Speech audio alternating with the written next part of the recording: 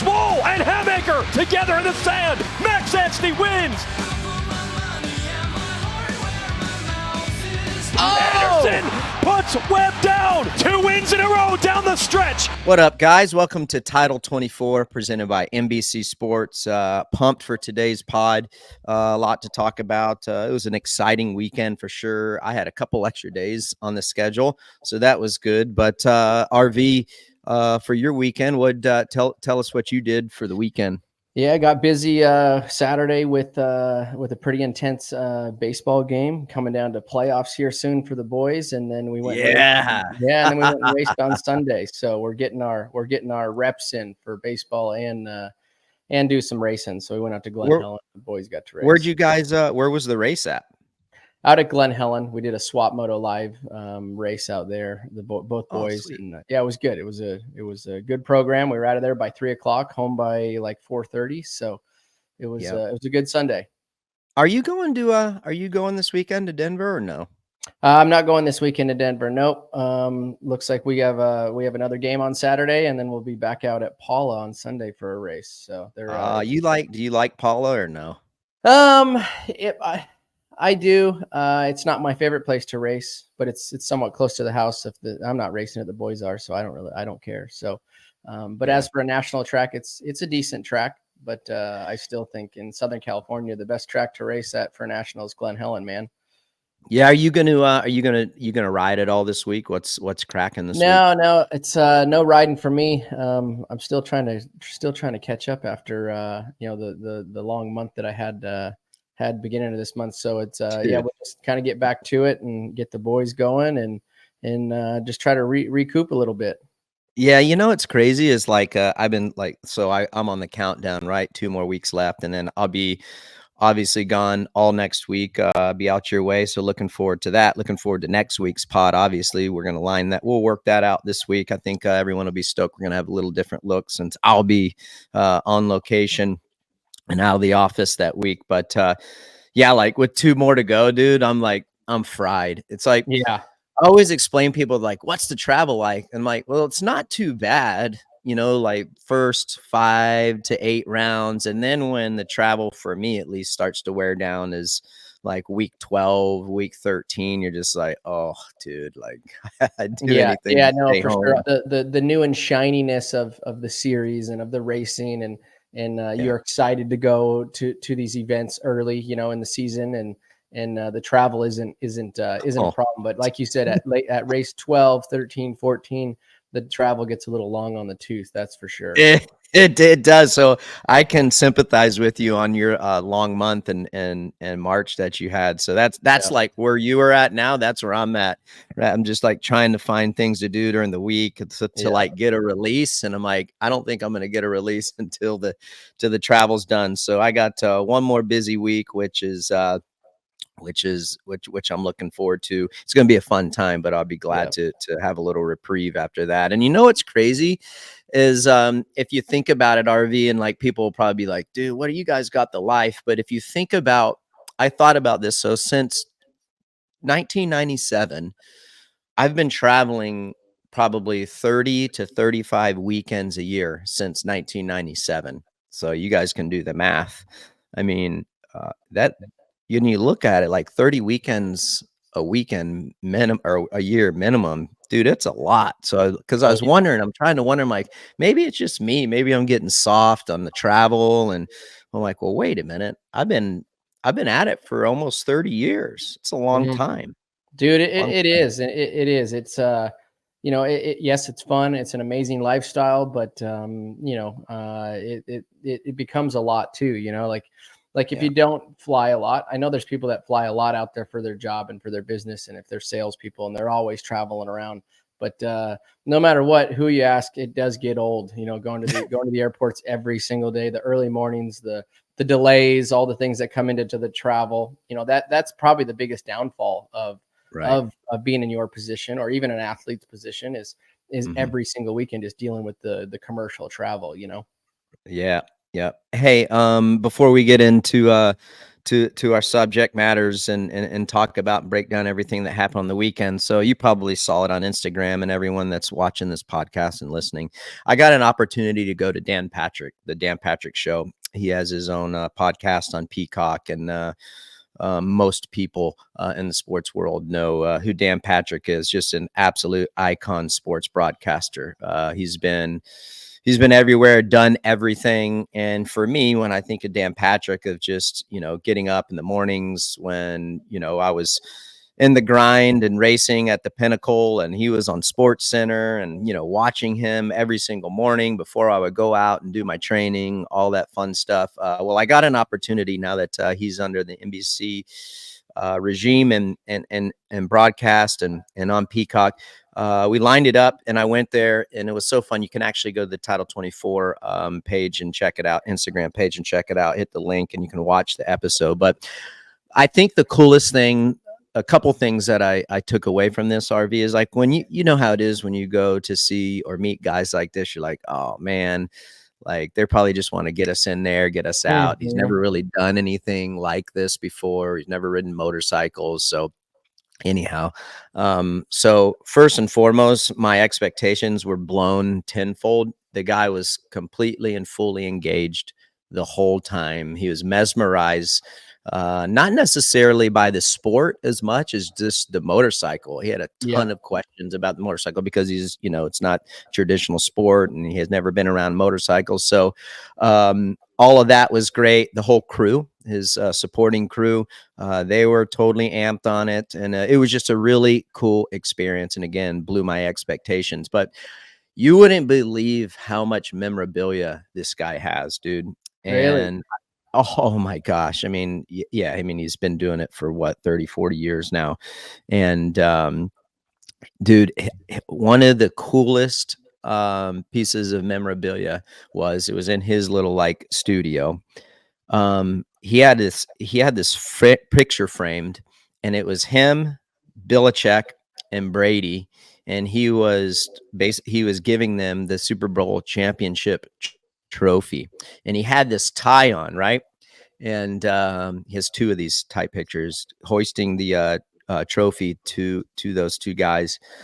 And he on the picture frame, he has that tie that he was wearing in the picture. He retired the tie also. So when I saw that, I'm like, dude, it's so cool. But you think of like someone like that who has been around these gnarly athletes and icons of sports, Tom Brady, Bill Belichick. I mean, you think about that dynasty there. So I was humbled at just how cool he was and how engaged he was. It would have been so easy for him to have just brushed me off. And this was just something that he was doing for the network. That wasn't the case. And it was cool. So dude, it was awesome. Did he swing a leg over the bike? No, he didn't. His producer, Paulie, did though. And nice. Paulie hasn't ridden in a while. So he's like, he knows how to ride a motorcycle, but he's never really ridden a dirt bike. He says he hadn't ridden a dirt bike since he was like 8 or 9 years old. And it was on concrete. I'm like, dude, whatever you do, don't touch the front brake. Yeah. So, yeah, that was a fun experience. It was cool. All right, let's get into it. Hey, before we get into it, let's do our little sponsor read. Thank our great partners, United Motorsports, Quad Lock Case, Dunlop, and Boxo. We appreciate you guys. Got some info on United Motorsports that you guys will give you that a little bit later on the giveaway that they're doing, picking out a lucky winner. I'll have details for you in a little bit. But right off the bat, RV, your initial thoughts on Philadelphia? Dude, I great racing. Dude, the track looked tough, but it also looked like it was a really good racetrack. There was that sand section was really, I think, something that in my mind that popped out that I really kind of loved watching. Obviously, we had one that really sticks out is Jalek and Hammaker. Some of those guys were really starting to triple into the sand, which was really cool to watch. It was so much faster, but just the track in general, it looked like it was technical, but it also looked like you really could push the limit, on the track. It caught a couple guys out pretty gnarly. Pierce Brown, Hammaker and Jalek, and a few others. But overall, I watching it and watching the riders that look like they could push, like qualifier 1 with Eli, just on rails. Yeah. If he could have brought that to the main, I think he would have maybe had a chance. But didn't bring that to the main event. And but all in all, I thought the track was interesting. It was a lot of fun to watch. It was a good Saturday night for some racing. Yeah, it was for sure. I think that I think it was a good show also. Obviously, it's always fun and a great opportunity for the sport and SMX in general, and these athletes to get some time on the big network. So being on NBC at 3, like prime time, it'll be interesting. Hopefully the numbers are good, and busting right into it. Well, hold up for the track. What I do want to say is I liked that longer rhythm lane and how guys were able to go inside, go on off, or you could go outside, go over the table, and then hit the front side of the table and quad, triple, whatever you guys want to call it. I thought that was good, but I was a little bummed because I felt like it would have opened up for more passing, but it kind of just equalized. It really wasn't a passing lane, and it didn't work out as a multiple option or passing lane like I thought I was. I was bummed for that. Yeah, I thought the track, like watching and you couldn't, like you said, there wasn't like these specific passing parts or moments on the track. I heard you say it on the broadcast, like when you got, as you're closing that gap, you have to, literally in a snap of a finger, like make a decision, as you're closing rate and pass somebody, like almost catch them off guard. You had to really like set them up, but also not give up your information, show them where you're going. You needed to hang back just enough to where they didn't think you're going to go on the inside or on the outside or set them up, but then all of a sudden just surprise them with a pass is what I thought really worked well. We got to see a lot of that in the qualifiers with a lot of our heavy hitters, like Jett, for example, going down, Chase going down, same in the lights or in the 250 class, right? Like we had Haiden, we had Tom, we basically our 4 front runners in the 250 and the 2 in the 250 and 2 in the 450. So 4 total, they all had to come through adversity in those heat races to put themselves into the main event. Number 1, that's goal number 1, but also gate position is so huge. Oh, dude, totally. And I like what you said about making those passes really quick, like you had to pounce, and 2 of those areas where I thought and it brings me back to that one shot we were talking about last week, where you pass somebody like right off that table over the single, like a quick, like boom, the door opened and you took it quick. Though that right-hander after the first corner, and then they did the triple, and then that left-hander, like 2 of those were like where you could sneak in there really quick. I think those were in my opinion, those were the best and easiest places to at least attempt to pass. Other than that, it was a relatively one-line track. It's one of those, hey, it's good if you're in the lead, right? Because you can just hit it's fun when you're in the lead, when you're not trying to pass. But I like that. I like that, dude. Totally. All right, United Motorsports moment of the week. Just an incredible ride. Before we get going, talked about United Motorsports. If you haven't signed up yet, make sure you sign up. www.unitedmotorsports.com/title 24. That is for the people that are listening. If you're watching this pod, you can see it right there on the screen. Hit the QR code right there, scan it with your phone, and it'll take you to the sign up page. Remember, on your initial sign up, you get a $15 credit to your sign up.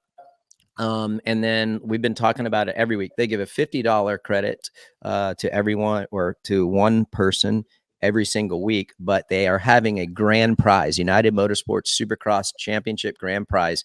And that grand prize is going to be this is pretty cool, a Boxo 3-drawer moto box set. Oh, nice.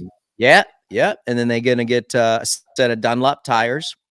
They're going to get a Quad Lock gift card and a Cardo Pack Talk Edge. That's a little bonus. And autographed jersey by yourself. You probably don't even know this yet, but you're going to sign a jersey for this lucky winner. I love it. Yeah, you're going to get a RC jersey as well. We are going to do that drawing on the 20th of May when we record that day. So we're going to do it on our podcast. So you are only eligible, though, if you sign up. So time is running out. Make sure you go and sign up. So there you got it. Those are the that's a good little package there. Yourself, my jersey, your jersey. Yeah, tires, dude. The Boxo 3 drawer. It's going to come. I'm assuming it's coming with tools also. So yeah, that's I love it. Yeah, the Moto Box is coming with tools. So talking a few $1,000 there. So thank you, United Motorsports, for all the support you guys have been on from the inception of Title 24. Ray Butts and crew over there just doing a phenomenal job. So we appreciate you. Jett Lawrence is the Motorsports Moment of the Week. I got in my notes here, champ, that he is just an incredible ride in the main event. It was a little rocky for him up until that main event. Clutch start in the main. It was rocky in the heat race. Got a horrible start. And I will tell you this, RV too, and I don't know if you had time to watch RDL in practice, but he was like overriding. His intensity was a lot more than what I've seen. He was over jumping. He didn't have the precision. It was like coming out of the corners. He'd lose his rear end. But you know what? When it was time to get the job done and points paying, I mean, he couldn't have done it any better. So, dude, yeah, go for it.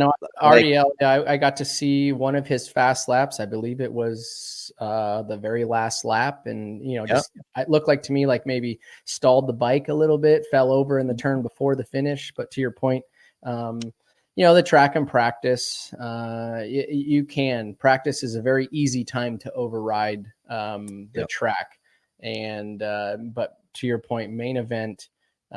He had to come through with some adversity in the qualifiers. He started a little outside. His back was essentially, I will say against the wall. We're watching replay right here off the line. And, that not a good start. This looks like to be the heat race, just clips the his front tire on the back wheel there and just goes down. Nothing other than just putting himself in a bad position and being, mid pack or closer to the rear of the pack there. And you can see right here, just goes in, nowhere to go, falls over. And, but main event time, starting a little bit outside, probably not where he wanted to start. It wasn't his first pick outside the box, but he was able to make it all happen right there. Like he was able to go right underneath Eli, because Eli controlled the turn, but just went a little bit deep.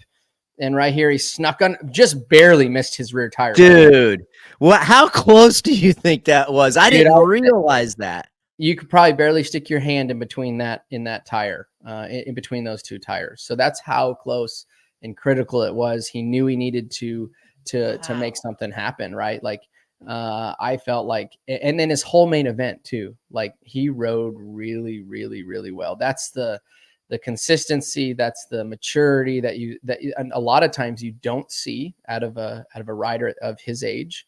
We got one of the best of Jett Lawrence right there in that main event. And I think, as we're sitting with he's got a 12-point lead.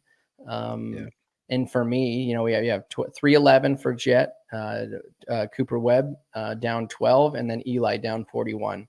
So I'll say it again, the race for the championships only for first and second. So that's Jett and Cooper. He did exactly what he needed to do. And that 12 points right there should bring him to this championship at the end of the season. Yeah, he's living up in the moments, like those tough moments, as you know. Remember, he was tied in points. Well, then he goes and wins last weekend on a gnarly track. And then, then he adds to his points lead again. Coop was off pace. And dude, it just, you want to talk about, not a kind of a 50-50 rookie, because he had, SMX champ, he got that experience. And then of course the outdoors, going 22-0 last year. I mean, I wouldn't call him a complete rookie, but better than anyone. Supercross is gnarly your first season. I know, like, he did the outdoors. I know he did SMX. Those tracks are more forgiving. And dude, it's to say, and a it's point different, in man. pace. It's totally different. Like you said, yes, we do. He did 11 outdoors last year and went 22-0. But I've said this on the show before, your mental state and just the way you approach outdoors, because it's 2 gate drops, because it's 30+2, you're not mentally as stressed when you're racing outdoors for whatever reason. And the reason is Supercross, there's only 1 gate drop. The track's a lot tighter. You're coming into the first turn with 22 riders, and it's obviously a lot smaller of a track than outdoors. So there's just a lot more that can happen. So as a rider, you're always more stressed. You're always a little more on edge when it comes to racing and gating up in a Supercross. So for 17 to hold this out for 17 rounds like this, yes, for sure, he's had some ups and downs and some mistakes, but that was a clutch key race right there, because we only have 2 races left, and with a 12-point lead, that's exactly where I would want to be sitting. Yeah, Kyle Devin Sizer says, "Can you get Jett on? I'd like to hear his side of the battle with Coop." Well, Kyle, I mean, yeah, I think we're going to try to get him on. We had him on last year, so Yeah. I'm sure he'll come on. We're good. We'll I mean, you're good buddies with him. I'm good buddies. I don't want to speak for you, RV, but I don't like bugging these guys this time of year. I mean, I got a good relationship, you just as good of a relationship with those guys as you do, and I don't. I kind of want to respect their privacy with these last 2, and I don't feel like they're going to tell us anything earth shattering. Otherwise, yeah, I feel like, as a right? fan, yeah, as a fan, it's nice to get them on. Like if you're a fan and you're like Kyle, they're asking them to get them on, but in this crunch time and in this with 2 to go, like you said, not trying to add to their workload already. And yes, it's good promotion. It's good for Title 24. It's good for Jett to get on and talk and tell us the ins and the outs. But like you said, probably not going to give us a lot of info right now. He's just totally focused on this coming week and the next coming week, and just try to keep that the same and the least amount of distractions you can have coming into these last 2 rounds is what that group, Honda, Dazzy, all those boys are doing. And that's Coop too. That's Coop too. They're trying to, he needs to go back to the drawing board and come out swinging these last 2, if he wants to give himself a chance. Coop, 4th. He talked about it, interviewed him after the race, right? Said, what's up? You could tell he was pissed. Totally. Obviously got tight. One thing I want to say about the track, RV, I thought for sure it was going to play out right into Cooper's Webb's hand. And I thought that because on press day, the corners were super rutty. There were multiple ruts. I'm like, ones where you had to slow up and go low. I'm like, oh, dude, this is going to be awesome for Coop. But the wind kept blowing and it dried out, and you could see there were some corners, some of those 180s, they got super loose. Yep. So in my opinion, I feel like, number one, he lost something that could have played into his hand. I think because he got arm pump, and I'm speculating, I don't know this. I'm basing on what would have gotten. He used the words tight, so we're going to speculate on, okay, what is that? I'm assuming that's, like you said, that's the first thing that pops into mine and your head is probably arm pump. It's not necessarily a fitness thing. It has to do with your hands, right? Hands and arms. That's most of the time when we get tight, that's where it happens. Yeah, I think so. Those corners, with him being loose and sliding the bike and not having to brake and kind of chill and go low and slow, you don't have, in my opinion, you don't have a chance to rest there, and you have to ride. You have to hold on a bit tighter. You have to be more aggressive with the gas. And it just, when you do that, and I feel like, and I'm going to ask him this, maybe he'll tell me. I'll ask him. I was going to ask him for the show, but I'm not going to bother him on a Monday. But I was thinking that I feel like he's been working on his early race intensity, because to try to not let Jett get away. And I feel like he probably just went too hard for too long and could never recover. And part of that was the track and the corners maybe not shaping up to what plays in his hand. What do you I think? think watching the track, watching it all develop, watching Jett and Anderson and the other guys out there. To your point of what you said about, Coop is very, very strong at finding these tight lines to really cut down, shorten the track. But it went away. He didn't have that option. So I think he kind of was trying to, and I know Coop really uses the front brake a lot, right? So when it is that a little bit marbly and it has that fluff, let's call it, on top of the harder base, you really got to be comfortable with having that motorcycle slide around. If you watch, we might have the replay, but of Anderson and Coop. Aaron, if we have that, let's pull that up. But right there, as he went down, I believe it was last lap after the whoops. Yeah. You can watch as soon as Coop lands, he's on the brakes so hard, the front wheel knifes right there. And then it also, because if the front wheel wouldn't have knifed, I think he could have him and Jason would have just come together and he would have pushed Jason out, and then Coop would have controlled the inside. But right as he lands, you can see the front wheel knifing. It's the smallest little bit. Well, that was enough to put him on the ground. And I think that he needed to ride this track, this Supercross track, Philly, more of like an outdoor track. And what I mean by that is use more of the cushions, and slide and be comfortable with sliding around that track, because there wasn't a lot of ruts. There was a few, but there was also a lot more cushions out there than there were ruts. Yeah. So, like you said, we know Coop likes to cut down, and he's got a lot of front brake pressure. He comes in and uses the front brake a lot. Boy, when it's like that, you almost got to ride it more, in layman's terms, almost ride it more like a sand track. Come in, slide it in there, lock the rear brake up, and then immediately get back on the gas and have that rear tire help you turn around. A lot like, I can use myself an example. I think that track would have lended its strengths towards me versus Dunge, for example. Sliding around, really, I just feel like that's a little bit of, I think, maybe what he was missing, and then maybe what played a part in him getting tight. Just the track. He was just struggling with the track a little bit to run that pace. And this is all speculation, but this is just what I saw when I watched. Yeah. Mason Shots. I like this question from Mason. Do you think Webb has a mental strength to recover, or do you think that Jett locks it up? I mean, RV, I don't think there's no mental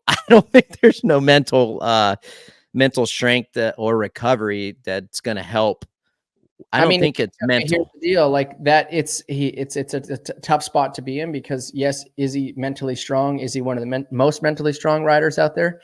Yes, he is, but he's in a position now, with being that he's 12 points down. Even if he wins out, and Jett is second both times, or a second and a third, it's still going to put him with the SMX championship, right? Like, he's going to still win this thing. So he, at this point, if you're in Coop's shoes, I think winning out would be a nice little stamp to have. But you kind of you're going to have to either rely on a mistake from Jett, or make something happen. Ride. I don't want to say ride, but ride aggressively, and somehow if they were to come together, let's say, then he has potentially a shot. But at the speeds that the top 3 or 4 are going, especially Jett, what we just saw on Saturday night, he was able to come through the pack. Use a heat race for an example. He came all the way up through the pack, up to 6th, I believe. From dead last in the turn in the first turn. So that being said, it's going to take a major upset to see the gap of this 12 points work into Cooper's favor. So that kind of leads me in, like, to Fowler's Facts questions. Like, what tactics do you deploy to make up the points deficit? Would you do anything to try to make that up, other than just trying to do a good race and make sure you start in the right spot, you don't fall, blah blah blah? I think if you want to talk tactics, and if you want to say, like, how can I position myself to potentially cause him to make a mistake, I think one of the easiest places to do that is line up right next to him on the gate, and potentially, or more than likely, on the inside. And if you can get the jump on him, shut him out right out of the gate. So put him, as soon as the gate drops, if you have a wheel on him, start to come over on him, and not like to take him out, but basically to shut his hole off, and then he has to drop behind, Coop and the guy next to him, and then all of a sudden he might be coming around the first turn, 10th, 11th, 12th, 14th, and then at that point, he has to come through the pack. Maybe he rides, maybe he pushes it a little too hard. He finds himself, washing out and things like that. But it's very hard to, in my opinion, especially, to think about how can I make something happen, pull something out of thin air. It's very hard, but I think that's your easiest spot to get in somebody's head. And I think your easiest spot to shut them out right away is right on the line. Yeah. Hey, I think that I think Tomac overall, I would say I go back to that the Triple Crown in St. Louis, remember? I believe it was the second race where he was all over Jett. I feel like since that race, he's been consistently better. Has had a bit more speed, looks a little more comfortable. His starts have been a lot better, and not getting the results probably that he wants. Like, I think he should have been on the box, all things considered, this week. But I do think that Eli is getting better, and I'm just going to say this, and I'm done talking about him for the rest of the year, because I said, yeah, he's getting better for sure. I feel like, assuming he stays healthy through the MX season, has a good SMX playoff round, and does well there. I like to see him with a good off season, a normal off season, not injured. It's going to be interesting. So I'm kind of giving him an out there. Yep. And I definitely think he's gotten better throughout the season. He's more consistent. He's running up front more. His starts are better, blah, blah, blah. So I think he's better. Do you think that because you saw him when he let Coop high, you think that put him off rhythm? I feel like I feel like he was just in a tough spot. So we're watching him when he kind of checks up. Coop had the inside. He's not going to try to defend that position. It's his teammate. And this is a respect move, I feel like, right? Eli knows what's at stake. I feel like if the roles were reversed, shoes were on the other foot, Coop would have been done the exact same thing. That is just a respect from a champion's mindset. You let those guys go for it. But I feel like he was in an awkward spot. And it's like, I could probably go faster, but do I not go faster? But then he's slowing down, and then you got Sexton pushing on him, and then you got Anderson pushing on him.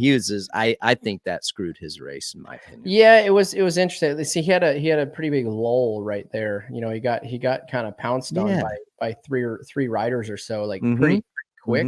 What did he get tight? Did he? I don't, like you said, I don't read. We're all speculating here. I don't know the answer for sure, but yeah, the back to the Coop and Eli there. Coop had the inside, even though Eli had a wheel on him. Regardless if they were racing true super hard, Coop was coming up the inside there. He was going to run him high. That was his best option, is to just drop and follow suit and then try to latch on. But he didn't have the chance or the speed to latch on to those two. Because right there, obviously, at that time, he's like, okay, you got Jett leading, you got Coop in second. Here's my chance to just to follow, learn, and see where these guys are going fast. But it just seemed like the rest of the pack kind of clicked him off, So you think he wasn't like, you didn't feel like he was in a spot to where he's like, I probably shouldn't pass him back? I don't think he could have passed him back. Really?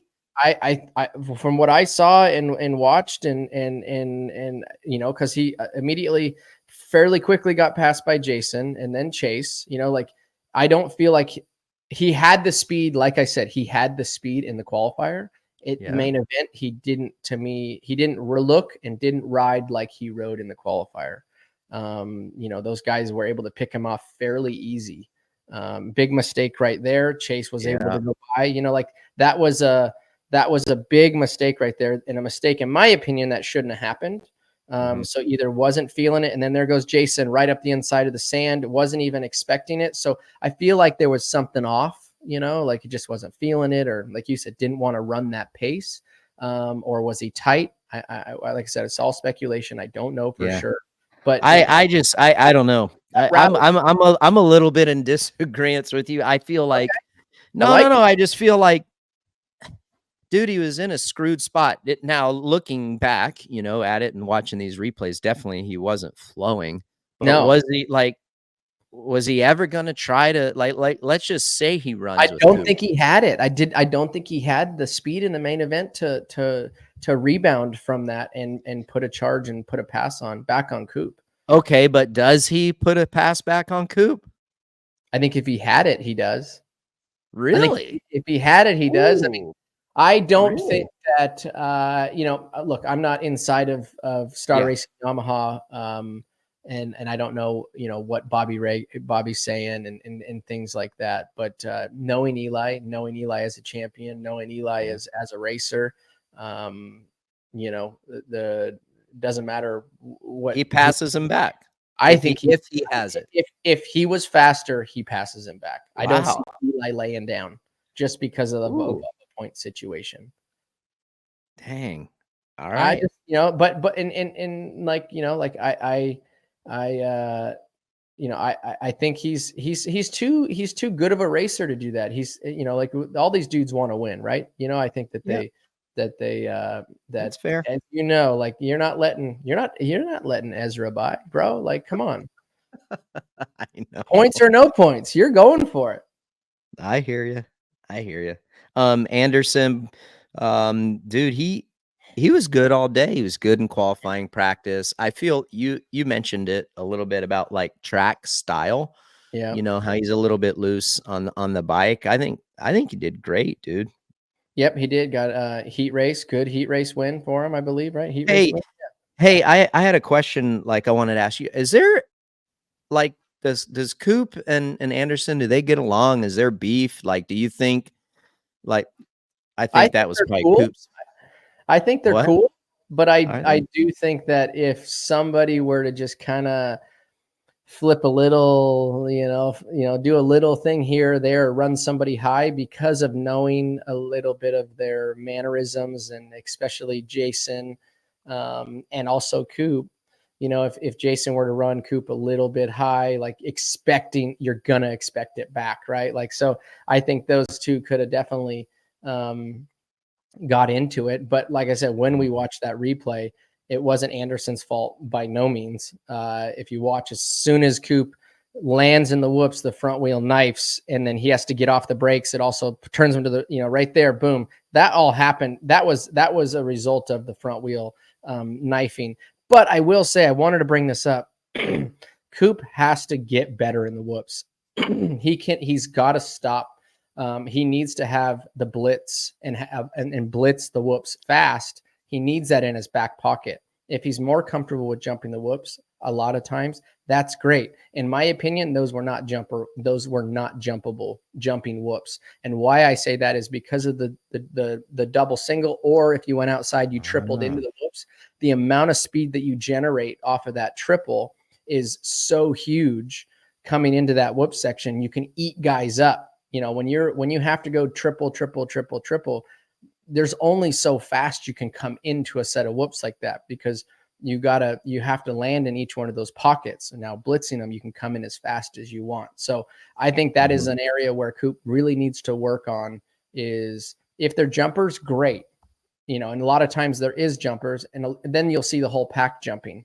But majority of guys the top guys were all blitzing those set of whoops except for him. And when it's 50-50 like that, when it's not defiably better by jumping, you think he needs to get better. And, I do. We talked about him being really good in ruddy conditions and a little more technical, and where you want to jump, and he's really good in those scenarios. But I think right there in whoops that are kind of on the edge of like, hey, maybe we should jump them, maybe we shouldn't. And then all of a sudden you go out and watch, all these dudes are blitzing them and making major time up on him. And just like that, Anderson was able to go. Look at that. Look how much time he made up, dude. Exactly. Like what you're saying. He was 3 bike lengths behind him. Maybe more. Right. Yeah. I mean, look at this.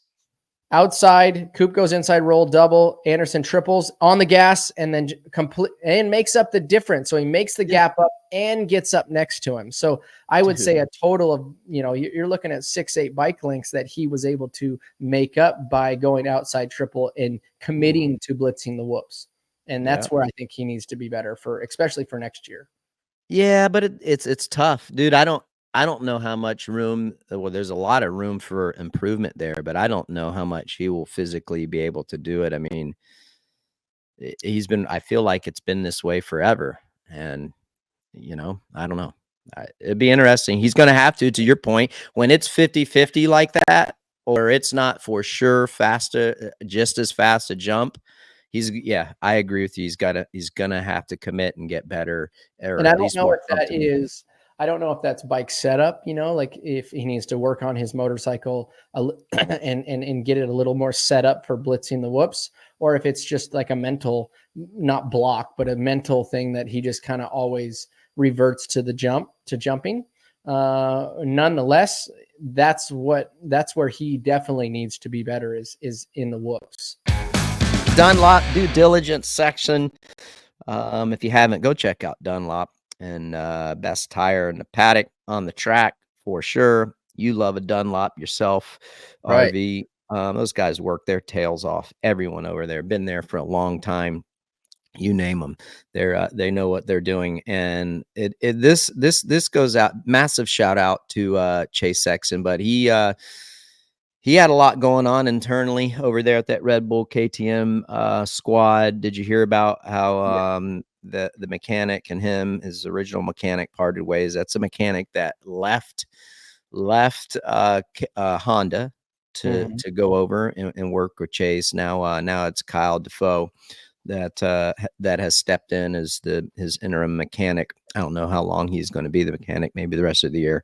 However, pretty good rebound ride from Nashville. And you think about the chaos and speculation of what happened to the bike, what didn't happen to the bike. Give me your thoughts on Chase. Yeah, I thought Chase rode good. He was quick. He was definitely quick on the track. He made quick moves. There's blitzing. Look, Coop got passed by good. Yeah, right there, just by blitzing the whoops there on Coop. Got a little spice there. Tell me. I wanted to know your thought, Aaron. Replay that real quick, please.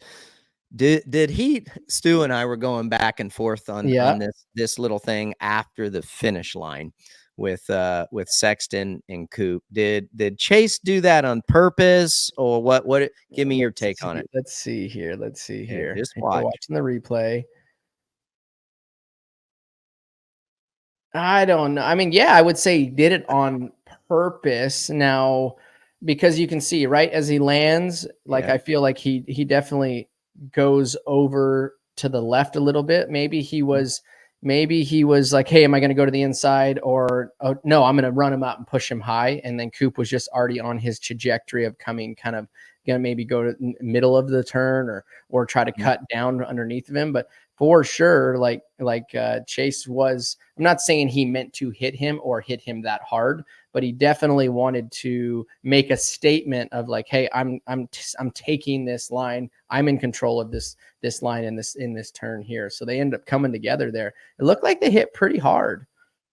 Yeah, dude, they did. And I think it was like tire to tire too, which Coop, they were picking on Coop. They were picking on Coop, but dude, I feel like he was a sitting duck for those guys, right? Have you ever been in a spot like that, RV, where you're running up front and then you get tight and you can't hold on and you just got dudes coming up? You're like, oh my gosh, I can't escape. Have you ever been in that spot? I can't remember for sure if I've for sure been in a position where with maybe James or Dunge where, you start to ride a little bit tight. But as for losing multiple positions, I don't know if I've been in that position, but definitely losing touch or losing the lead and then losing touch with somebody, and dropping a position. But yeah, it's tough when you get tight, man. Like and dude, they rode that track, had a high intensity, high pace, and well over 20 laps too. So it'd be interesting to get to really do some deep dive and some research on what exactly was tight. What was it that Coop was dealing with?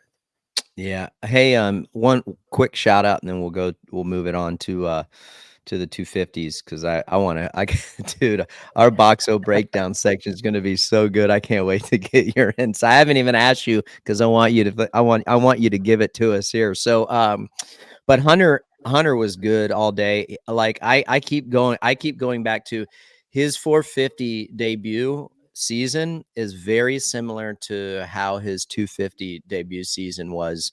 If you go look back, slow start, you could see that he had something there for sure. I think he's going to continue to get better. He won qualifying practice. Andrew 559 says, what does Hunter sniff before that start of the heat race? Do you guys see like how they have like something that they put on their nostrils, like smelling something? What do you know what that is? I think like a kind of like a pick me up, a wake me up, like a good smack in the face, like smelling salt.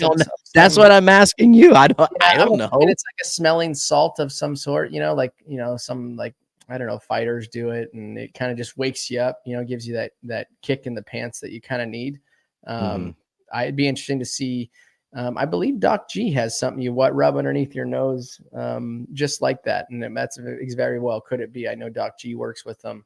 I think it's just to heighten the senses, right before that main event, before that gate drop. So, that's what I say it is. I'm not saying that changes the results in it anyway. It could be, like I said, a good kick in the pants. But it obviously worked well. But to your point of yes, has he had like a slower start? He's definitely had a way slower start to his 250 career, along with his 450 career, than his brother. But what I like to see is how they are attacking, or how they are approaching Hunter's how they approach his 250 and his 450. He's calculated right here. He's making the pass. Oh my dude, misses. He was out of control. Gets on the back, starts grabbing a handful of throttle, and not necessarily the guy you want to have that mistake happen to, because as of Justin right here, foot comes right there, foot comes off, slips off. He's able to hang on to it and run him wide. And dude, it was a close one. That right there would have worried me so much because of who it happened to, right? Yeah. Because Justin didn't know that it was a mistake and that was on accident. He's just thinking, this guy ran it up on me, I'm coming into the next turn, right?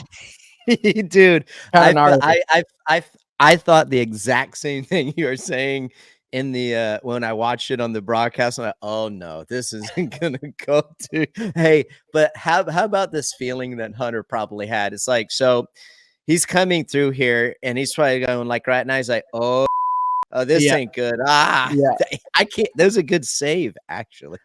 Totally. He was able to, because dude, that 450, when you lose that's a thing for the fans that are watching. When you lose your feet in the whoops, the worst thing that can happen too is once your foot comes off and you lose that, then you have no way to keep your butt from hitting the seat.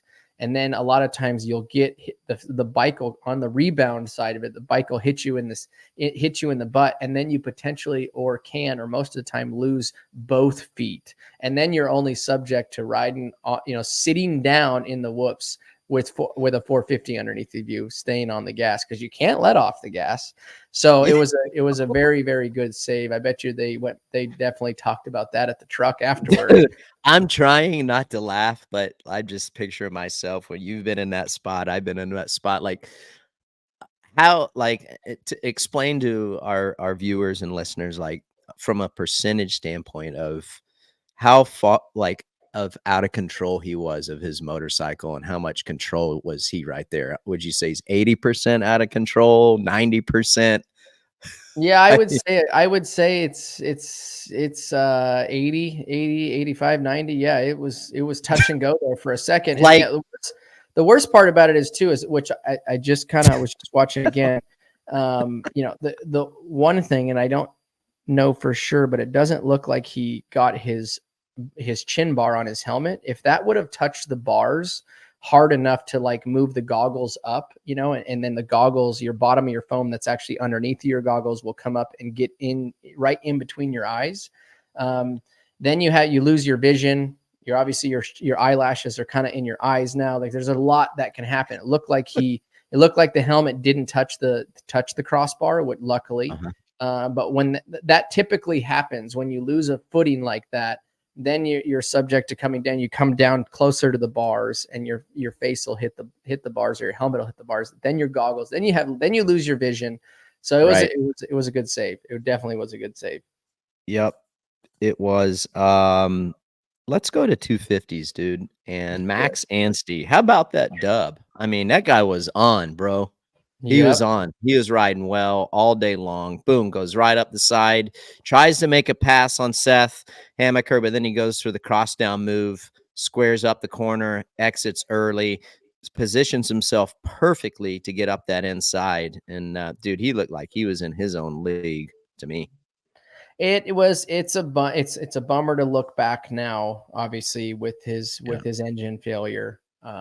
It's the what ifs. Where would he be? He was a red plate holder early in the season, and major malfunction out of everybody's control, and now knocks down a win here at Philly.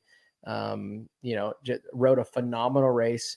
Like I've said this before, maybe in season 1, it's really cool to be able to see somebody that has taken the path, not the traditional path of racing, came over here to the States as a young kid, tried to make it here, really couldn't cut it, went back to Europe for a few years, 3 or 4 years, rode really well over there, matured, and now we see him back in the States on a privateer team, on that Firepower Honda team. And dude, they're putting in really, really good performances for the budget, for the size of the team, where they're at, just their situation. So really, those are really cool stories, for somebody that didn't deal with those struggles throughout my career, to be able to see those struggles. And then also at 30 years old, I think 31 years old, and to be in his position it's really cool. It really, like, honestly, it's really cool to see. Yeah, it is. And how hard it is to do what he's done. You think about, like, basically recreated his career. Zach Osborne did, in my opinion, similar thing. Yep. Very similar thing. It's just a feel-good story too, like elaborating on what you said. I love, like, he's always fun to listen to when he gets up on the podium, and I think he's going to be here for a while. And so our man Steve Mathis was talking about it. Sounds like maybe Anstie's headed to Star next year.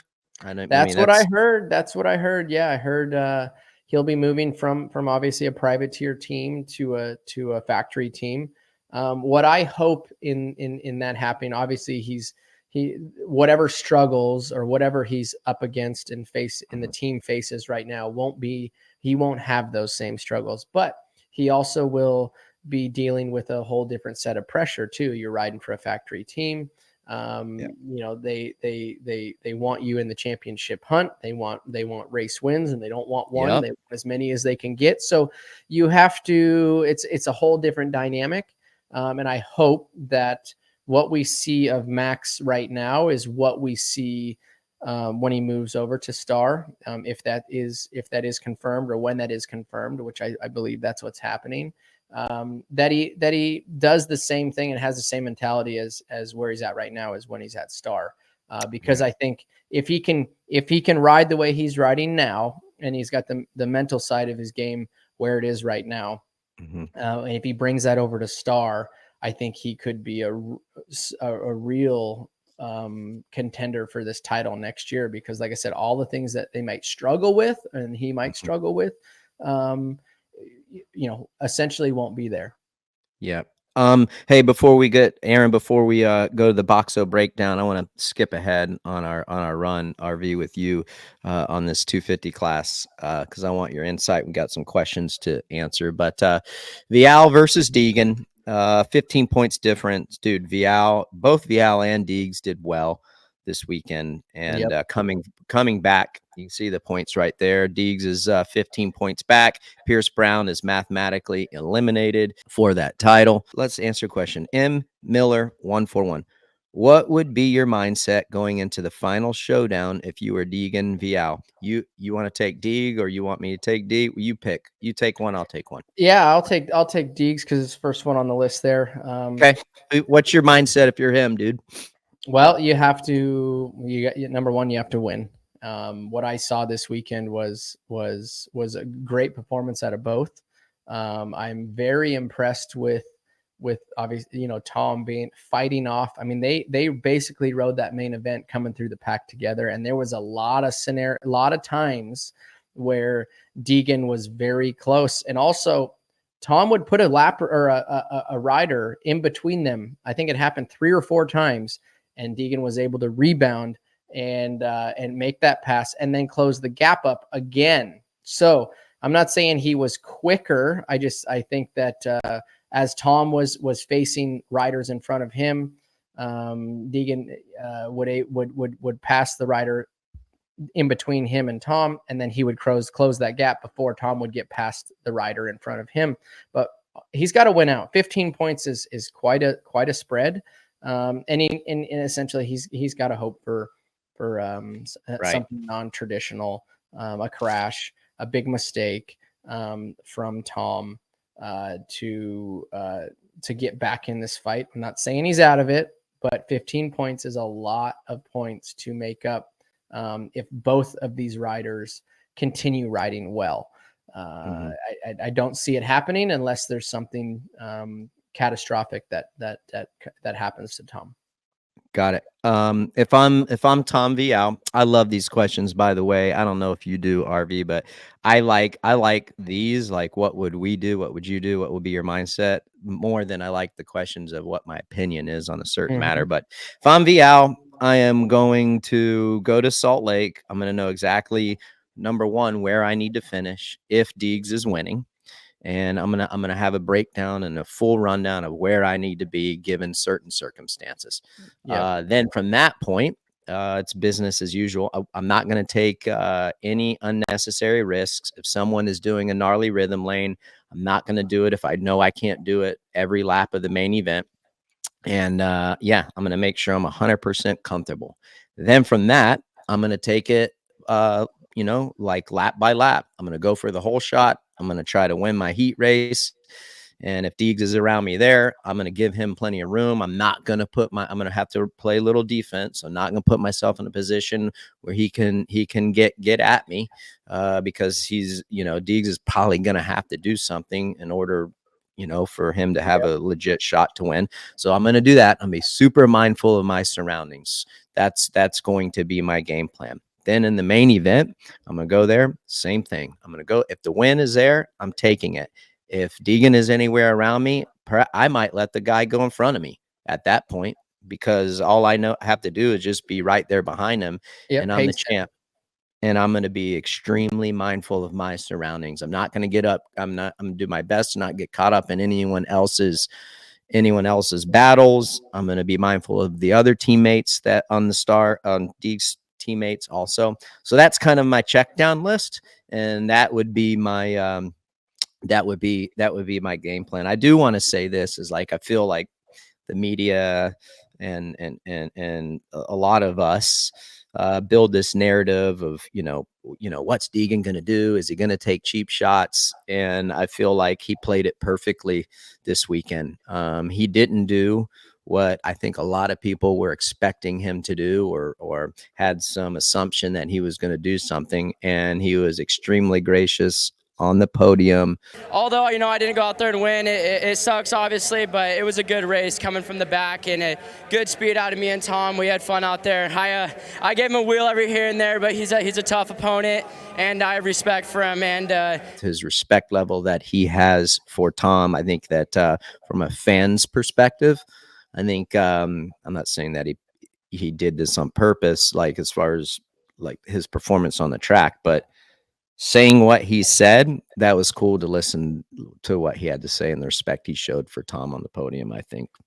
Yeah, Tom did exactly what what you said about what stood out. What you just said there for me was being aware of his surroundings. Well, what we just saw was exactly what you just mentioned. What he has to do in these last two he just did that this weekend too. He was super aware of his surroundings. He said on the podium that all his goal was to keep Deegs at bay, keep him behind him. And as they came through the pack, because there was some spots there. There wasn't, like you said, I think people were maybe expecting something to come from Haiden, very aggressively, but there really, to me, really wasn't, the door wasn't open for that, but he was, but as I would but to be in Tom's spot and to have the heat that Haiden was giving him for 15 minutes is gnarly to sustain that, and not make one little mistake to open that door up to get Haiden close enough to run him out somewhere, run him wide, or come in and block pass him. He rode a phenomenal race. He did. I think I read something a couple weeks ago, RV, about I think it was on X, but it's to let's see here. Diacritics question: will we be seeing more European riders in the 250 Supercross class? And it got me thinking, because of Vialle and his influence and how well he's doing, I can't help but not think that other riders in the MXGP series, this kind of gets their mind wondering. And what I read a couple weeks ago was that there could be a problem with the lineup in MXGPs a couple years down the road if riders are wanting to continue to come over here, and then I think it could be a problem. Riders, they'll be at a real top. The gate won't be full. Look, I think there's that is I heard that. I did hear that. Did you hear that? Even Prado. I mean, Prado's an example. Yep, he's coming. And I do think that the big kicker part is if the unknown is how well they can ride Supercross, right? Like, obviously we already know that outdoors is not a problem and they're going to do really well outdoors. But if they can ride Supercross but it is kind of we do set the standard of the high, I don't want to say the highest level, but for Supercross, it is the highest level of racing. It's the pinnacle, 120%. Yep, of dirt bike racing, and we're all doing this for the love of the sport, but also it's our job. So if they can make a bigger chunk of money over here too, and get to come over and live in the U.S., I think it's a great experience. And they get to get on the Supercross platform, and I know as well as you do, MotoGP, MXGP. Everybody watches Supercross because it's a spectacle. So they all want to be here at some point. It's just if they can cut it in the Supercross department. Yeah, that's always the big question mark. Can they cut it in the Supercross department? So I think it's going to start a trend. It's going to be tough for MXGP side of things, in my opinion. But I think that won't. But I also to flip that script. Yeah, I also think there's some Time Master Pool, great example. And there's some more out there. We know you're not great at Supercross. Yes, can you ride it? Yes, Philly. Pull up here. I think he did decent. It might be one of his better finishes, at least in the qualifier. I think he ended up maybe 6th in the qualifier. But a perfect example. Like, if Supercross is one of your struggles and outdoors is something that you enjoy and do better at, why not try over there? Your life experience is going to be probably second to none. You get to go travel the world if you like that stuff, and you can go over there and potentially make a name for yourself over there in the outdoor world and sustain your career and make more money. Instead of trying to put a privateer team together or get these rides here and there and kind of be intermittently with a ride. One season you have a ride, one season you don't. If you can get established over in Europe, I think it's another great platform over there to go and race. You think T Gritty RC, you think Deegan is best off to throw in the towel for a Supercross championship and focus on outdoors now? So if you're coaching Deegan, are you taking T Gritty's RC's advice and working on outdoor from this point on? Or are you going to still? Well, I think T Gritty. I think they're already working on outdoors. The beauty of the of the 250 classes is they've had this big break kind of middle of the season of their 8 races. So their outdoor testing has already been going on. Their riding of outdoors is already happening. And then they will jump back into Supercross for like these last couple rounds. But as for getting a good base setup for outdoors, I think they already have that. They have data from last year too. But no matter what, I think like just because if you were to take Haiden and pull him out of Supercross, and obviously he's got to go and race, but so he's got to stay on the Supercross track at least one day a week, and you put him on outdoors, it doesn't change his, I don't think it changes his results for outdoors. I think he's racing and riding and training at those race paces and doing what you need to do, Supercross or motocross. It all benefits you in the big scale of things. It does. I'm so stoked for this. So check this out, our little Boxo breakdown. Of course, if you guys listen to Title 24 every week, you know what this topic's going to be about. It's going to be about Swoll and Hammaker and the collision. But I brought this. I've been meaning to show you guys, but I throw this in for our adventure ride. It's a cool little check it out, like ratchet set. Oh yeah, it's pretty sweet. I throw it in one of my bags and then outside of the tool bag that I got, and yeah, small little nifty little ratchet set. I do one cool thing that Boxo has. Probably people, if you haven't seen it on their site, yeah, it's cool. Small little thing. You can bring it wherever you want, and just a handy little cool little ratchet set I got. But the Boxo breakdowns with Jalek, Swoll, Seth Hammaker. Great job, Seth. That was a home race for you. Cool thing. His grandfather was there, I believe, and Will was sharing the story. His grandfather was 91 years old, had never been to a Supercross race, and I tell you that's pretty cool. So probably a little extra motivation. It's a contract year for Hammaker as well, but I thought he's good. I don't think he's 100%. I think he's banged up from maybe Nashville. I think he took a digger. Or the week before, I can't exactly remember, but I definitely know he's not 100%. Did good, but dude, give it to us 120%. Who's at fault? Who isn't at fault? Right here with the collision. Man, I mean, yeah, Seth wrote an amazing qualifier, but we're watching the replay right now of Seth. What would you do right here? Well, I mean, Jalek pulled out that triple, and you can see how much quicker that triple was. And if Aaron, that slow-mo replay we had, if we can replay that again, I thought I just saw Hammaker look up and look over to the right at the last second. If we'll replay that one more time. I mean, let's see. Let's see. So what I see is Jalek going for it right here. Seth looks like he looks over and maybe he thinks Jalek's going to stay inside. I think Seth should have been more of aware of his surroundings, because of right when he lands, you can see they have right here. That's still a big gap. Yes, things are happening fast. We're watching it on video and you're like, there's no way he could have stopped. I can guarantee you that Seth, maybe he didn't see it, but other riders would have saw that, being more aware of your surroundings. But what might have caught Seth off guard is, because that triple was so much faster. Look at how much ground Jalek closed in the middle of the closing rate. Yeah, the closing rate. Maybe Seth he's like, there's no way he's that close. You know, he never thought he was that close, and he wasn't until he landed that triple. Yes, was it a very aggressive move? I think it was an aggressive move, but I also think it was kind of a racing move. Right here, he should have seen him out of the corner of his eye. He was almost in front of him already.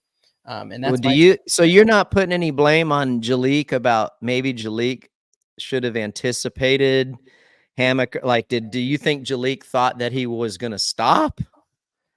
I don't know what Jalek thought. I think this is what I think Jalek thought. I think Jalek thought he was going to triple into that turn. Seth was going to see him out of the corner of his eye. He was going to maybe check up just enough to where he's going to not hit him, and then Jalek goes into second. Yes, when you add it all into like the real speed, true time speed there, it looks like it was Jalek's fault. But look at the closing rate right here. Right here is when Seth should have noticed him. Right here, right there is where he should have noticed him. Yeah. But he kept going, and I would, what in that scenario, if he would have noticed, if he would have been aware, if he would have saw him, check up a quick second and then change your trajectory and let Jalek go. And now Hammaker come up the inside of the next sand section because he went outside. That outside was very slow. A lot of guys got past, especially once that triple started to develop to be much, much faster. That's where Anderson passed on Eli, I believe. It was half a second right there. I bet 0.3 to half a second. That if you were to do a fast lap, that was a big. So right there, he could have, if he would have noticed it, he could have then changed where he was going right there and come up the inside, hit the brakes for a quick second, and then came up the inside of the next on the exit of that turn. Right there is when he should have noticed it. Right there, he's already in front of him. So that's my take. He was already in front of him. He should have been aware of, and if he wasn't aware.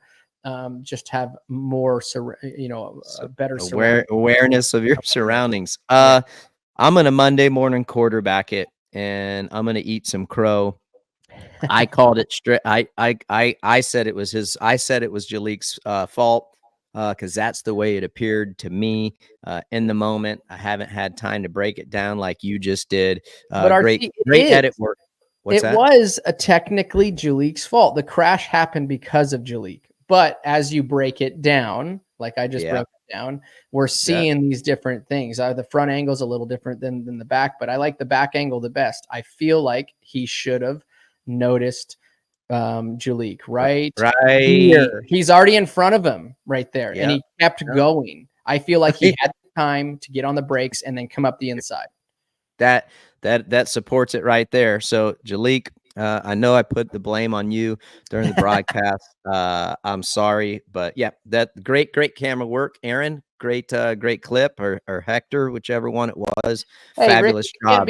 Ricky, you can't be, like when you call it on the broadcast, you call it on the broadcast. You don't have time to dissect it. You're just calling and you're telling the fans what we're seeing and what I saw. Yeah, but I like how you broke it down. That here, I mean, we've watched this replay already, folks, already like 10 times already, right? So, we're able to really dissect it and watch it over and over and see, and then also get both of our opinions. So I don't think what you said. I would have probably said the same thing on the fly, but now we've got to the bottom of it. There you go. Good stuff. Good breakdown. I like that. Yeah, that split decision right there where Seth saw him at his peripheral. He should have been like, hit the brakes real quick, or at least stood the bike up or tried to.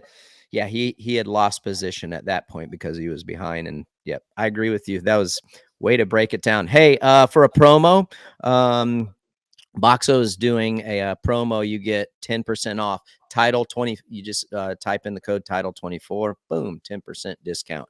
Go check it out.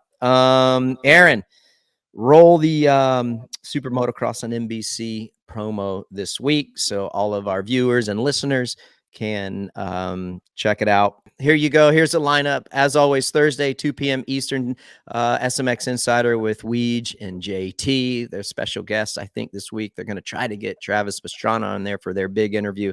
Saturday, 1:30 p.m. Eastern, race day live qualifying from Denver. It's going to be exciting. That track is going to be good. And then 7 p.m. Eastern is when the race starts. That'll be live on Peacock. Make sure you check it out. Sunday, if you're not doing anything, an encore presentation of Denver Supercross is at 4 p.m. Eastern. Again, Sunday encore presentation. Always love being on the big NBC.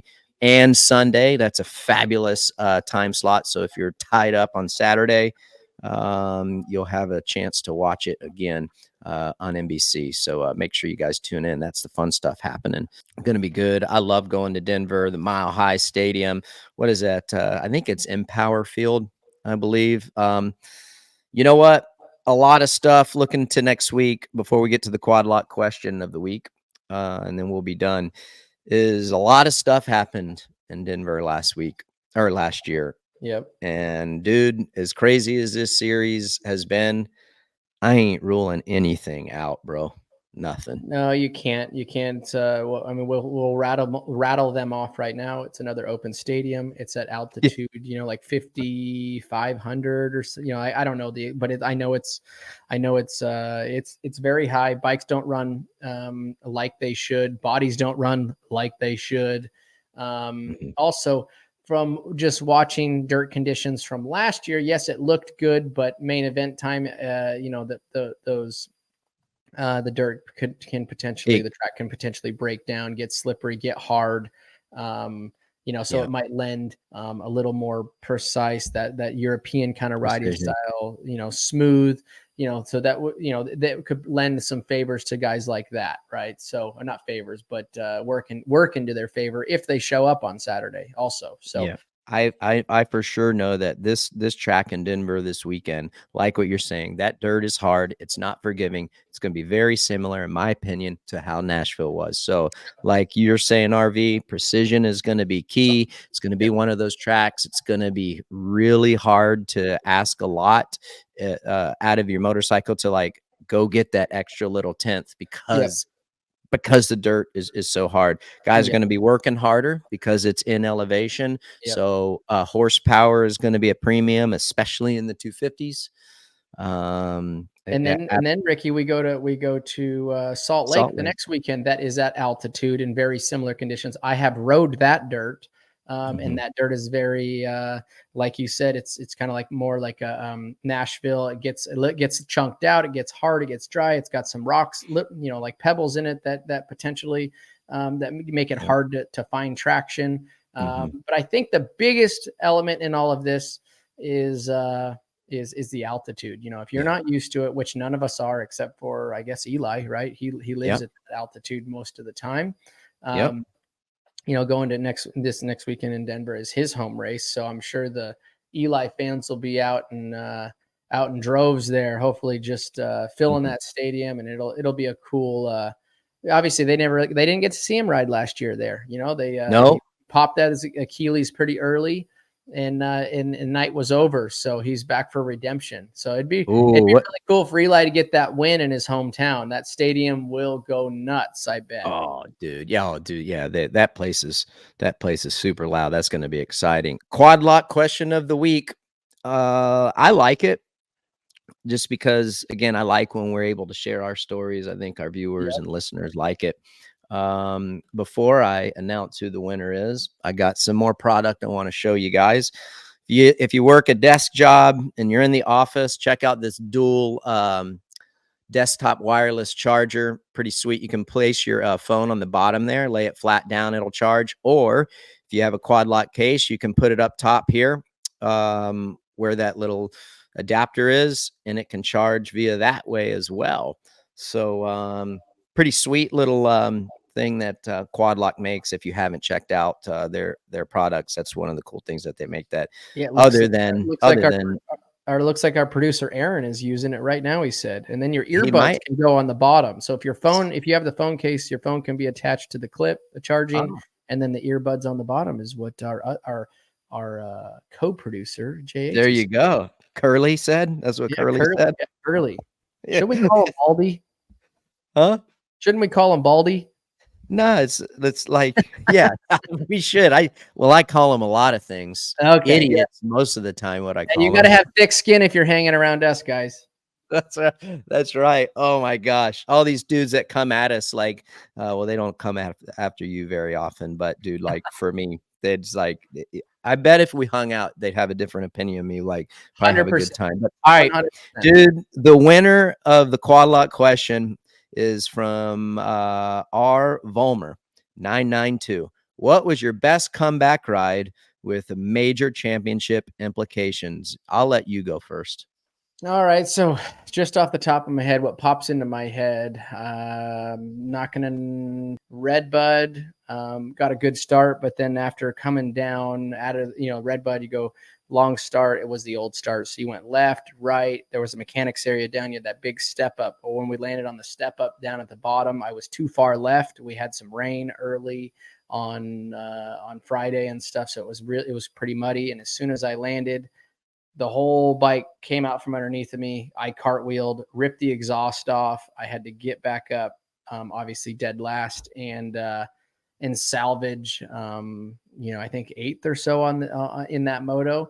But right there, like it's there. I mean, and there's more.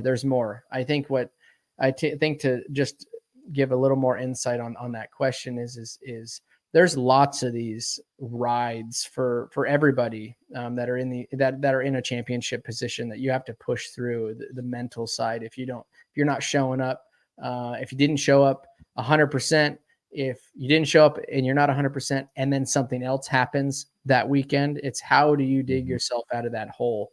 And also the never say die, never say quit type mentality.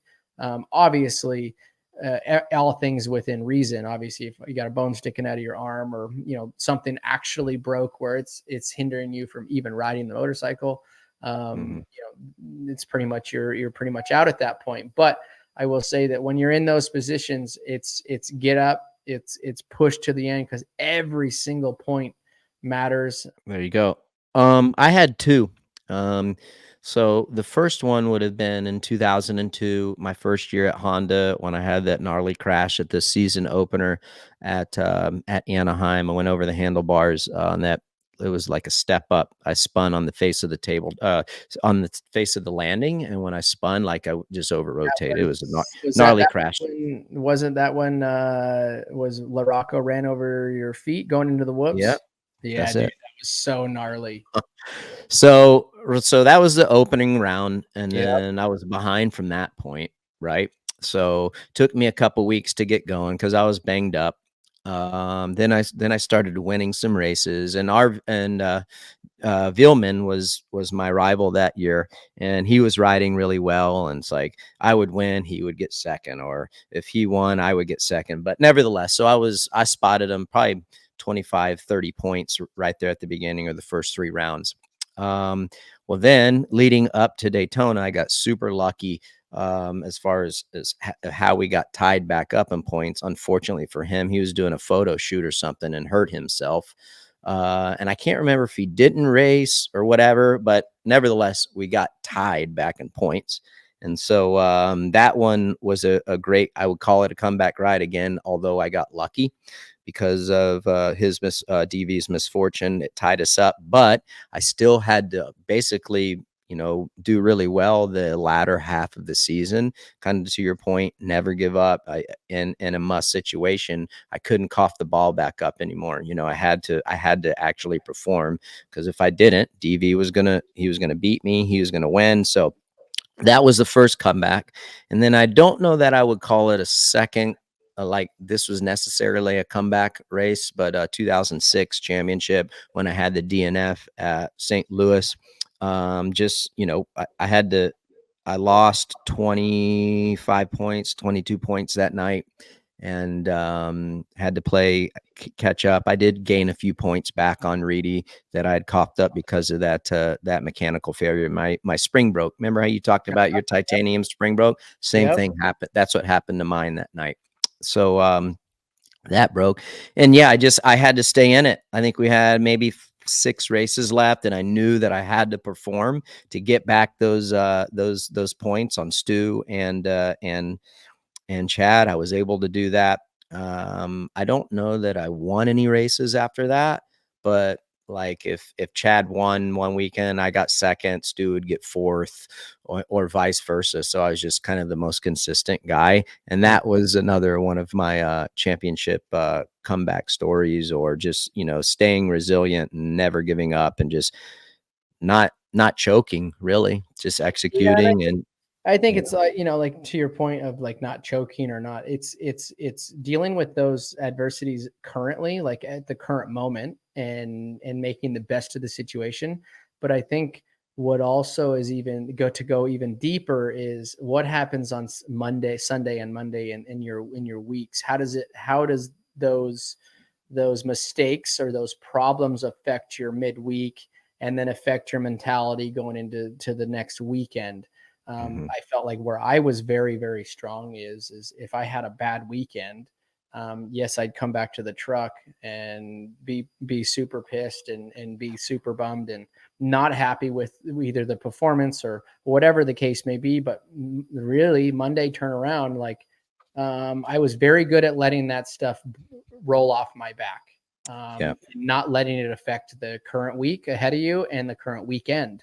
Guys that dwell on bad situations. Oh, and not make excuses, but, talk about this went wrong. I don't know why this had, this and this, and bring up all of that stuff happened, and it happened, and it's behind you now. So how can you not think about it, or how can you just brush that off? Yes, that happened on Saturday. Well, now it's Monday, and we have another race this coming Saturday, and that's the beauty. It's the beauty, but it's also, it's a love-hate relationship, is you're only as good as your last race. So you, every Saturday night, you have another chance at standing up on top of that box. And I think if you can, these riders that deal with that and that are good at letting that stuff roll off their back and not letting it affect their midweek and weekend, the next weekend, those are the guys that are very strong in 17 rounds and a whole motocross, supercross season and motocross season.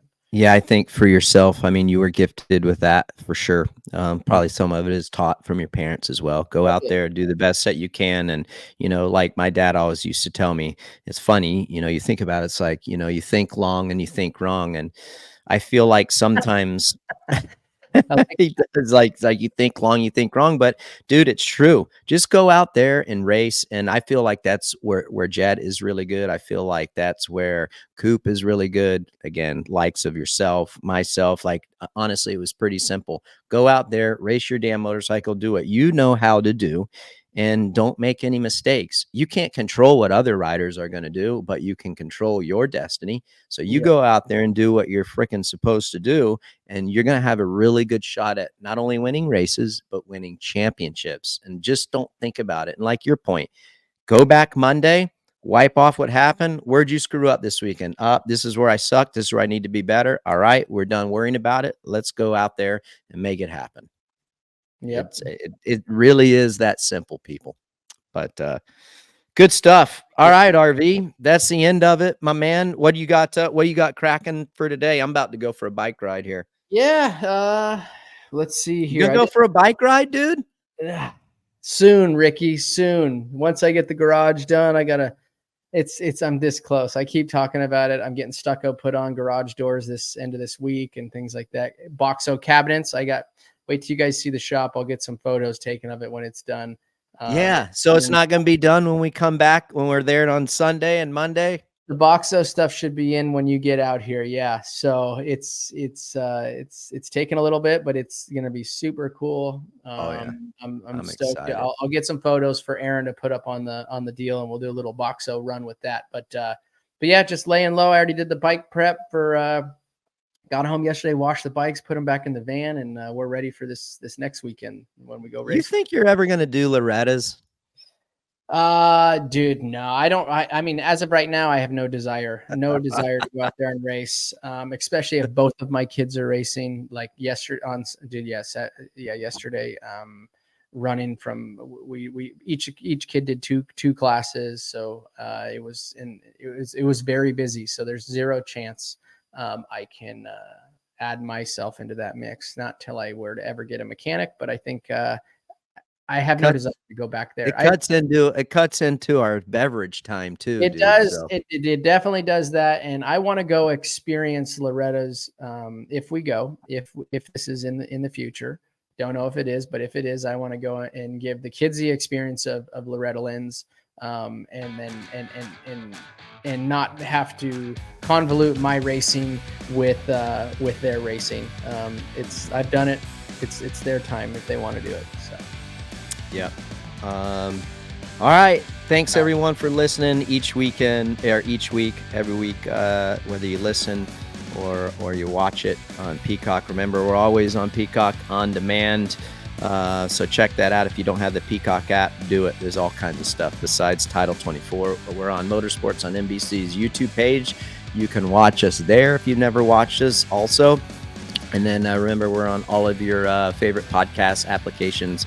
Give us a download. We'd appreciate it. Hopefully you're enjoying it. Keep sending your questions in. Thank you, United Motorsports, Boxo USA, Quad Lock Case, Dunlop Tires. You guys are great. Again, thanks to all the fans. RV, great job again. And we'll see you Monday. Have a good week, my friend. All right, buddy. You too. Hi, folks. Lee Diffie from NBC Sports here. If you truly enjoyed what you just watched, you can get more news, interviews, and highlights by subscribing to the Motorsports on NBC YouTube page. You can get it all, so go for it.